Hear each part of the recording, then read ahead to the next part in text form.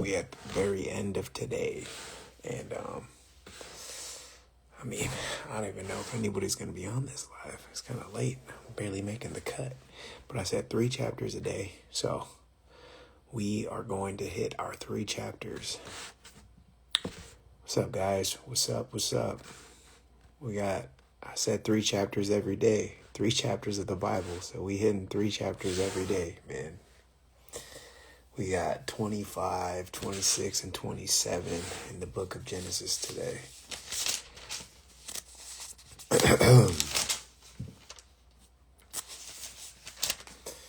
All right.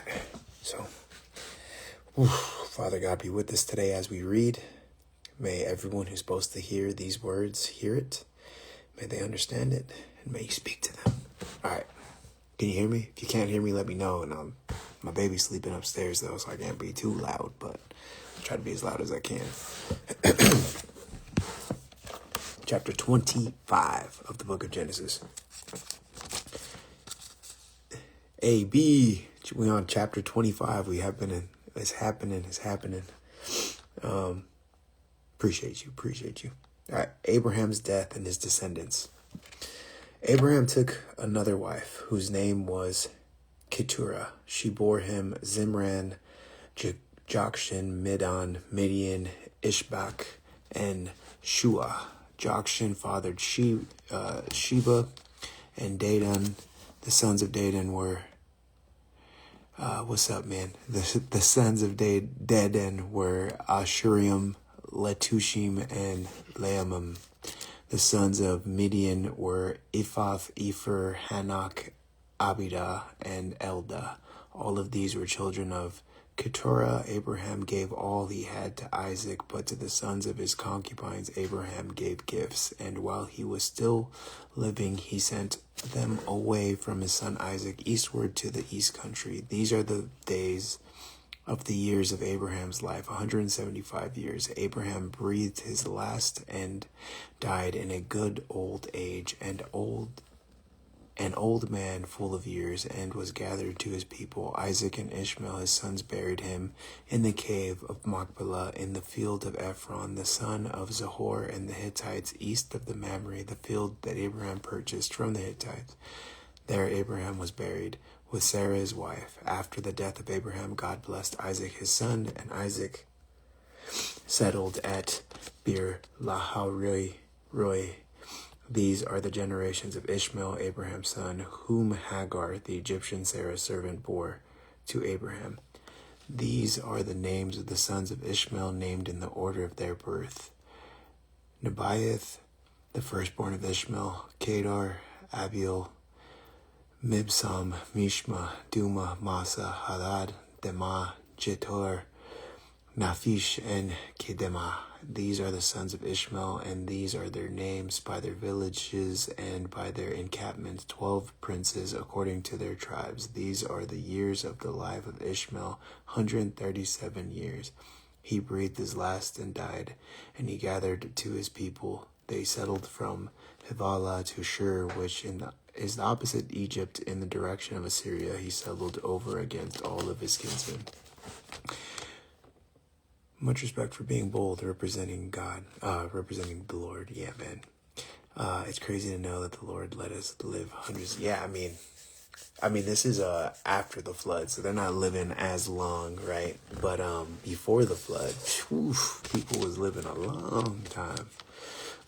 These are the generations of Isaac, Abraham's son. Abraham fathered Isaac, and Isaac was 40 years old when he took Rebekah, the daughter of Bethuel the Aramean, and Padan Aram, the sister of Laban and the Aramean, to be his wife. And Isaac prayed to the Lord for his wife because she was barren, and the Lord granted his prayer, and Rebekah his wife conceived. The children's... did I skip something? Rebekah's wife conceived. New verse. The children struggled together within her, and she said, "If it is thus, why is this happening to me?" So she went to inquire to the Lord, and the Lord said to her, "2 nations are in the womb, and 2 peoples from within you shall be divided. The one shall be stronger than the other, the older shall serve the younger." This is Very cool part. When her days to give birth were completed, behold, there were twins in her womb. The first came out red, all his body like a hairy cloak, so they called him Esau. Afterward, his brother came out with his hand holding Esau's heel, so his name was called Jacob. Isaac was 60 years old when she bore them. When the boys grew up, Esau was a skillful hunter, a man of the field, while Jacob was a quiet man dwelling in the tents. Isaac loved Esau because he ate of his game, but Rebekah loved Jacob. What's up, guys? We just reading the Bible. Once when Jacob was cooking stew, Esau came in from the field and was exhausted. And Esau said to Jacob, "Let me eat some of that red stew, for I am exhausted." Therefore his name was called Edom. Jacob said, "Sell me your birthright now." Esau said, "I am about to die. Of what use is my birthright to me?" Jacob said, "Swear to me now." So he swore to him and sold his birthright to Jacob. Then Jacob gave Esau bread and lentil stew, and he ate and drank and rose and went his way. Thus Esau despised his birthright. So guys, basically, two boys, right? They're twins inside of their mom's stomach. The first one comes out. His name's Esau. And Jacob comes out right after, but he's like holding on to his brother's heel. Like it just goes to show God's already hinting on the type of person that Jacob's going to be. Kind of annoying, kind of trying to trip up the other people that are in their life. Pretty lazy. Like he didn't even come out of the womb on his own power. Like his brother dragged him out because he held on to his heel.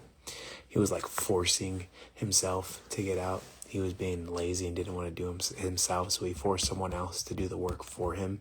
And then he does it again right now when, so Esau, the big brother, he was really good with his hands and like a hard worker and doing that kind of stuff. So his dad loved him, right? But then, what's up, man? We're just reading the Bible. Jacob, on the other hand, God does always give hints for sure. And then Jacob, on the other hand, he just likes being in the house doing nothing, chilling. He's over here not being a hard worker at all. So then one day, Esau comes into the house. He's super hungry, right? He's like, "Man, I'm starving. I could really use some food right now." And Jacob hasn't done nothing all day besides hang out, right? Cooking food in the house, not being a hard worker. But he was like, "I got some food. I'll give it to you for your birthright." Birthright's very, very, very important at this time, right? Birthrights are going to be when it's like what you have, you don't want to just give away your birthright. And sure enough, Jacob's like, "You can have some stew right now if you give me your birthright." Something he doesn't deserve whatsoever. Like I said, Jacob's not a hard worker. He's lazy. So then Esau is like, "Man, I'm going to die if I don't eat. What good is a birthright if I'm going to die today? Just give me the food." So in his kind of compulsion, right, he being very compulsive here, he gives away his birthright. And so now Jacob kind of is in line to get everything that Esau should have been able to get because he was the firstborn. Not a very smart move by Esau, but also kind of shady by the little brother for just taking it all for some lentils. Now, so we're on chapter 26 now. Now there was a famine in the land besides the former famine that was in the days of Abraham. And Isaac went to Gerar to Abimelech, king of the Philistines. And the Lord appeared to him and said, "Do not go down to Egypt. Dwell in the land of which I shall tell you. Sojourn in this land, and I will be with you, and I will bless you. For to you and to your offsprings I will give all these lands, and I will establish the oath that I swore to Abraham your father. I will multiply your offspring as the stars of heaven, and I will give to your offsprings all these lands.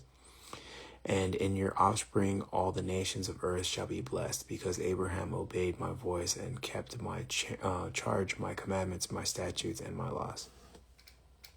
So Isaac settled in Gerar. When the men of this place asked him about his wife, he said, "She is my sister," for he feared to say my wife, thinking, "Let the men of the place should kill me because of Rebekah, because she was attractive in appearance. When he had been there a long time, Abimelech, king of the Philistines, looked out of a window and saw Isaac laughing with Rebekah his wife. So Abimelech called Isaac and said, Behold, she is your wife. How then could you say she is my sister? Isaac said to him, Because I thought, lest I die because of her. Abimelech said, What is this you have done to us? One of the people might easily have lain with your wife, and you would have brought guilt upon us. So Abimelech warned all the people, saying, Whoever touches this man or his wife shall surely be put to death. Very interesting, because, right, he's doing the same thing that his dad was doing, right? Abraham was always going like, Sarah? Nah, that's my sister. So he just learned a bad thing from his dad. You can't just be telling everyone your wife is your sister because you're scared they're going to kill you because she's beautiful. That's a no-no. Because people are going to try to take that woman as their own wife, and now God's just not okay with that. And Isaac sowed in the land and reaped and reaped in the same year 100-fold. The Lord blessed him, and the men became rich and gained more and more until he became very wealthy. He had possessions of the flocks and herds and many servants, so that the Philistines envied him. Now the Philistines had stopped and filled with earth all the wells that his father's servants dug in the days of Abraham his father. And Abimelech said to Isaac, Go away from us, for you are much mightier than we. So Isaac departed from there and encamped in the valley of Gilead and settled there. And Isaac dug again wells of water, and that had been dug in these days Abraham his father, which the Philistines had stopped after the death of Abraham. And he gave them the names that his father had given them. But when Isaac's servants dug in the valley and found there was a wellspring water, the herdsmen of Gilead quarreled with Isaac's herdsmen, saying, The water is ours. So he called the name of the well Esek, because they contended with him. Then they dug another well, and they quarreled over that also. So he called its name Sitnah, and he moved from there and dug another well, and they did not quarrel over it. So he called its name Rehoboth, saying, For now the Lord has made room for us, and we shall be fruitful in the land. From there he went up to Beersheba, and the Lord appeared to him the same night and said, I am the God of Abraham your father. Fear not, for I am with you, and I will bless you and multiply your offspring for my servant Abraham's sake. So he built an altar there and called upon the name of the Lord and pitched his tent there. And there Isaac's servants dug a well. When Abimelech went to him from Gilead with Ahuzith, his advisor, and Phicol, the commander of his army, Isaac said to them, Why have you come to me, seeing that you hate me? Have you sent me away from you? They said, We see plainly that the Lord has been with you. So we said, Let there be a sworn pact between you and us, and let us make a covenant with you, that you will do us no harm, just as we have not touched you, and have not done to you nothing but good, have sent you away in peace. You are now the blessed of the Lord. So he made them a feast, and he ate and drank. In the morning they rose early and exchanged oaths, and Isaac sent them on their way, and they departed from him in peace. That same day Isaac's servants came and told him about the well that they had dug, and said to him, We have found water. He called it Sheba. Therefore the name of the city was Beersheba to this day. When Esau was 40 years old, he took Judith, the daughter of Beri the Hittite, to be his wife, and Basemeth, the daughter of Elon the Hittite, and they made life bitter for Isaac and Rebekah. Let's see. Amen. Yeah, we're just reading the Bible. That was a solid, read. Another 26? Oh no, we got one more chapter, huh? Let's hit this 27. When Isaac was old and his eyes were dim, this part's kind of messed up here too. Rebecca's kind of a hater for this one. When Isaac was old and his eyes were dim so that he could not see, he called Esau his older son and said to him, "My son." And he answered, "Here I am." He said, "Behold, I am old. I do not know the day of my death. Now then, take your weapons, your quiver and your bow, and go out to the field and hunt game for me, and prepare me a delicious food, such as I love, and bring it to me so that I may eat, that my soul may be blessed you before so that my soul may bless you before I die." This is like Rebecca being such like a mom moment, but just listen. Now Rebecca was listening when Isaac spoke to his son Esau, to his son Esau. So when Esau went to the field to hunt for game and bring it, Rebekah said to her son Jacob, "I heard your father speak to your brother Esau. Bring me game and prepare for me delicious food, that I may eat it and bless you before the Lord before I die. Now therefore, my son, obey my voice as I commanded you. Go to the flock and bring me 2 good young goats, so that I may prepare from them delicious food for your father, such as he loves. And you shall bring it to your father to eat, so that he may bless you before he dies." But Jacob said to Rebekah his mother, "Behold, my brother Esau is a hairy man, and I am a smooth man. Perhaps my father will feel me, and I shall seem to be mocking him, and bring a curse upon myself and not a blessing." His mother said to him, "Let your curse be on me, my son. Only obey my voice and go bring them to me." So he went and took them and brought them to his mother, and his mother prepared delicious food such as his father loved. When Rebekah took the best garments of Esau, her old son, which were with her in the house, and put them on Jacob, her younger son, and the skins of the young goats she put on his hands, and on the smooth part of his neck she put the delicious food and the bread which she had prepared into the hand of her son Jacob. So he went to his father and said, "My father." And he said, "Here I am. Who are you?" "My son," Jacob said to his father, "I am Esau, your firstborn. I have done as you told me. Now I sit up and eat of my game, that your soul may bless me." But Isaac said to his son, "How is it that you have found it so quickly, my son?" He answered, "Because the Lord your God granted me success." Then Isaac said to Jacob, "Please come near, that I may feel you, my son, to know whether you are really my son Esau or not." So Jacob went near Isaac, his father. So he felt him and said, "The voice of Jacob's voice, but the hands are the hands of Esau." And he did not recognize him, because his hands were hairy like his brother Esau's hands. So he blessed him. He said, "Are you really my son Esau?"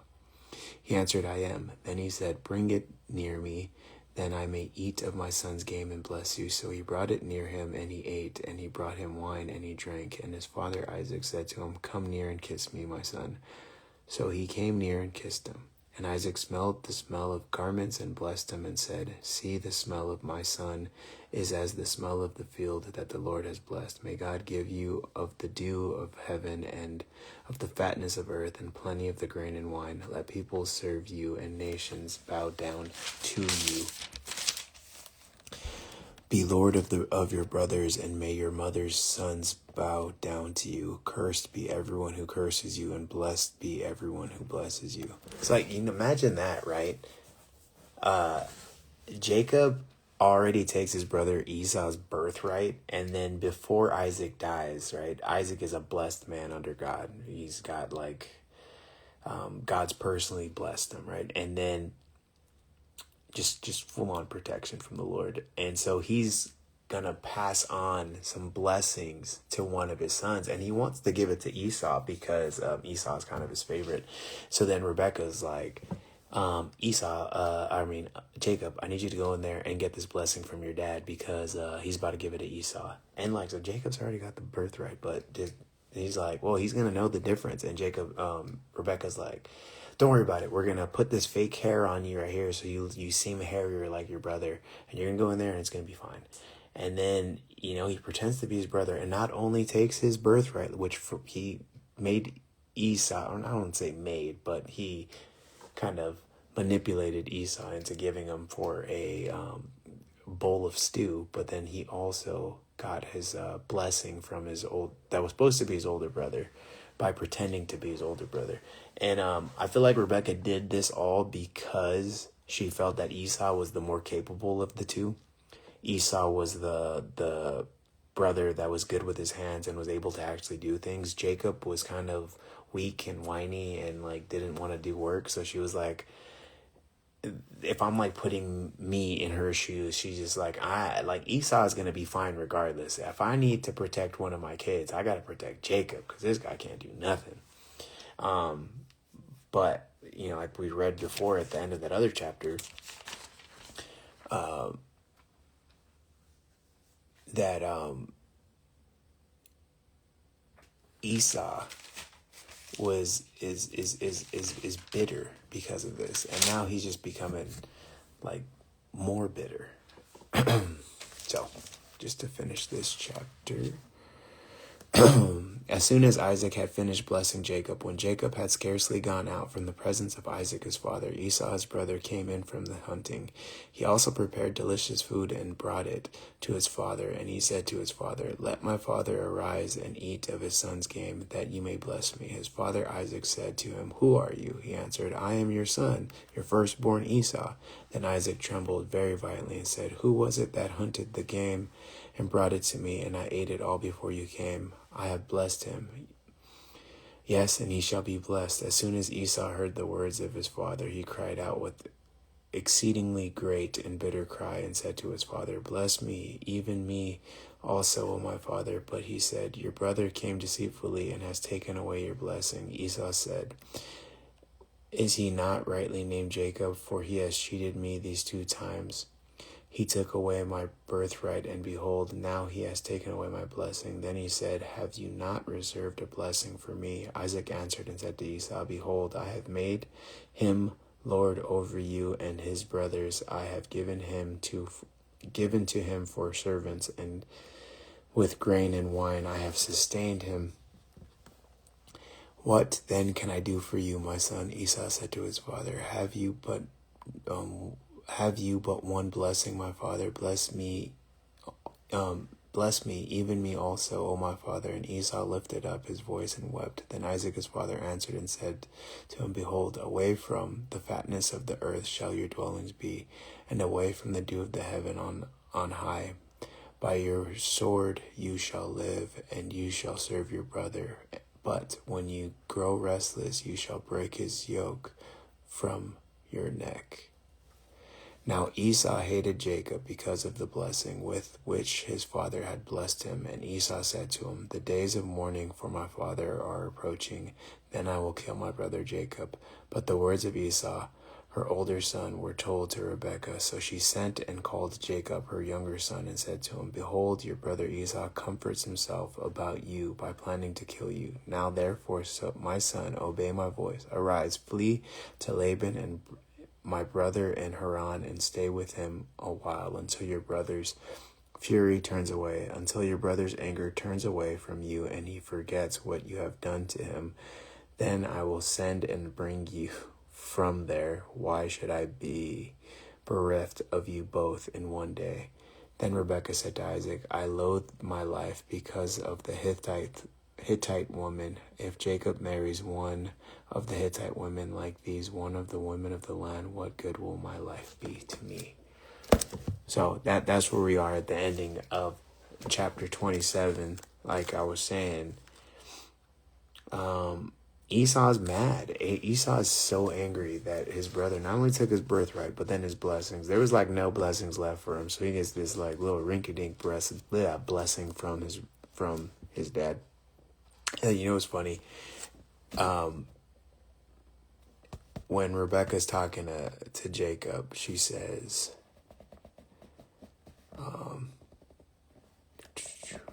where is it?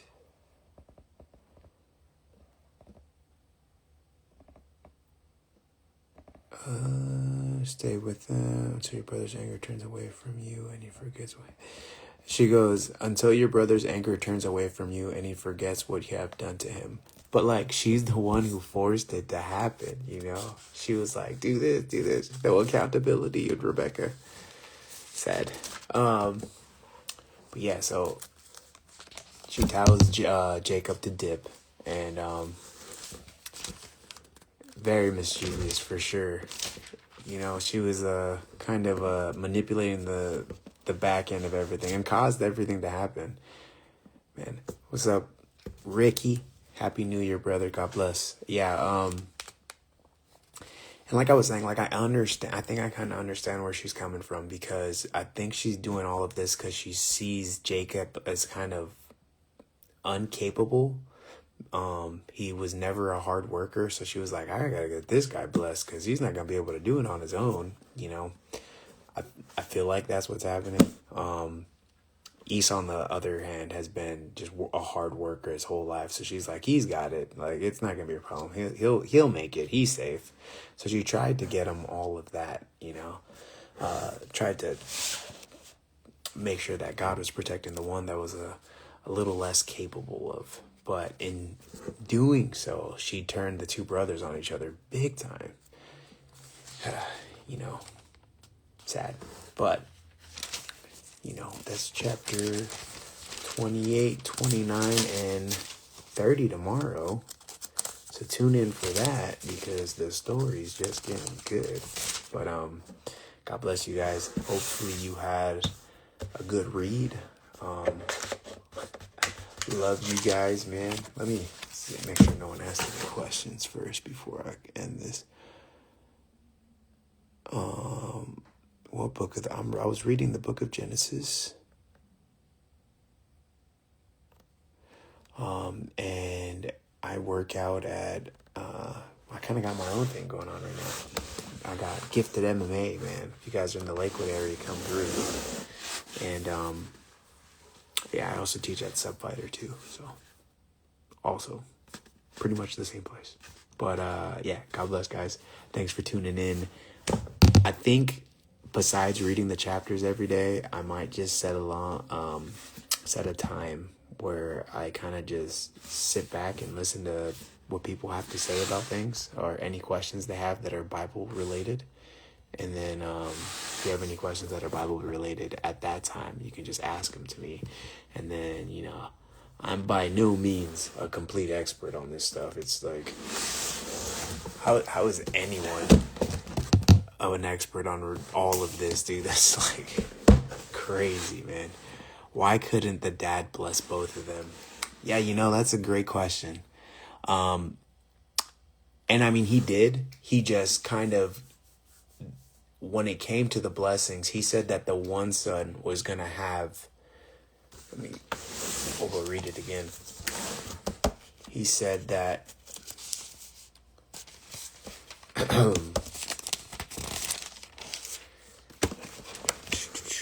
where is it?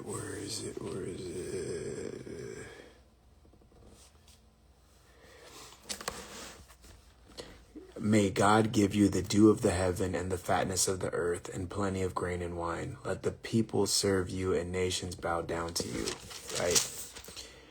Be Lord of your brothers, and may your mother's sons bow down to you. Cursed be everyone who curses you, and blessed by everyone who blesses you. So that's like a blessing for like one person, you know? So when he's like, dang, so like if I'm giving this one person all of these blessings, he can't just like take it back, you know?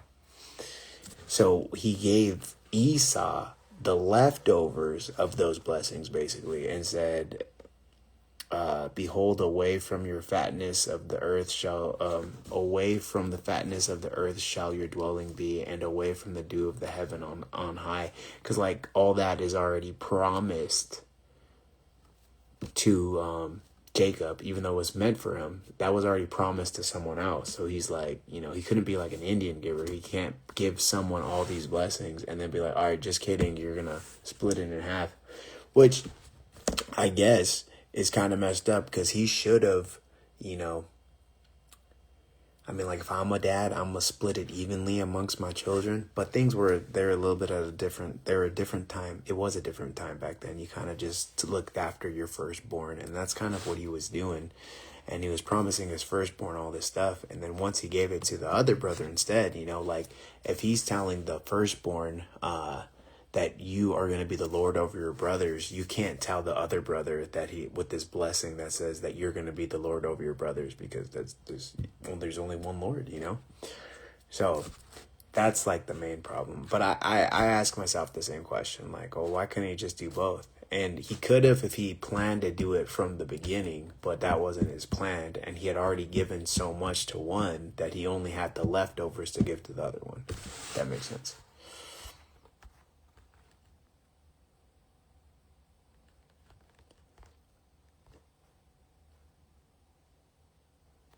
Yeah, I mean that he basically got like all the blessings.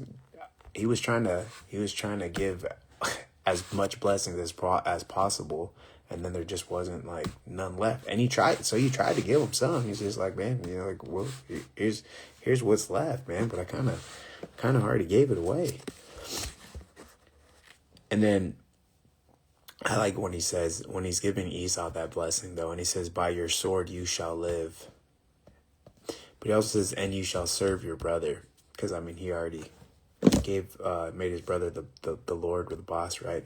But I think that's important. By your sword you shall live, because like I was saying, between the two, he's the capable one. That was the whole understanding of why Rebecca felt the need to do it in the first place. Like Esau was good with his hands. He was, a capable person. He's able to go do things, but Jacob wasn't. So then Jacob gets all these blessings where he doesn't really have to worry about things. He's going to be the boss. He's going to be taken care of.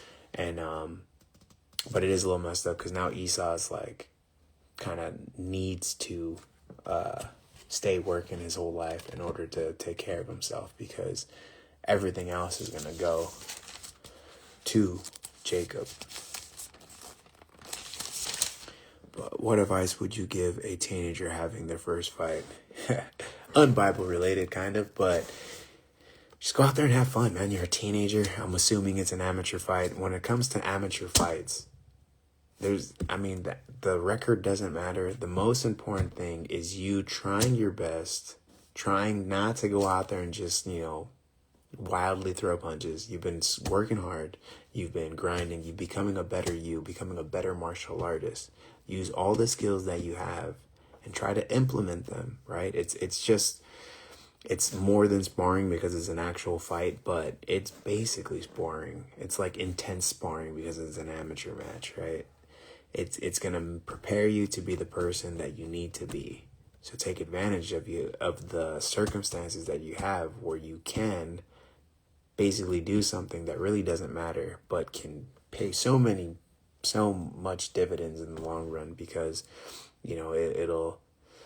it's like you're trying to become at anything, right? Like if you're trying to master something, fighting's real cool in the sense that it's really easy to know if you're good at something or not, because you can just go fight someone, and if it works, that means you're pretty good at it, and if it doesn't work, then you got some more work to do, So you just use the fight as a measuring stick to understand basically if what you've been doing has actually kind of cemented in your brain and made you a better fighter, or if there's a lot of stuff you have to work on, if that makes sense. So just go out there, try to do the things that you know how to do, and see if you actually know how to do them, because doing them in practice is a lot different than doing them when people are watching, to just make it short. But yeah, man, God bless, guys. Hopefully you'll have a good night, man. We're going to get together. We're going to read the Bible tomorrow as well. And then, I'm going to set some time for you guys to ask me questions about the Bible or MMA or, I don't know, any questions that you have, really. So I'll keep you up to date with that. But for now, God bless.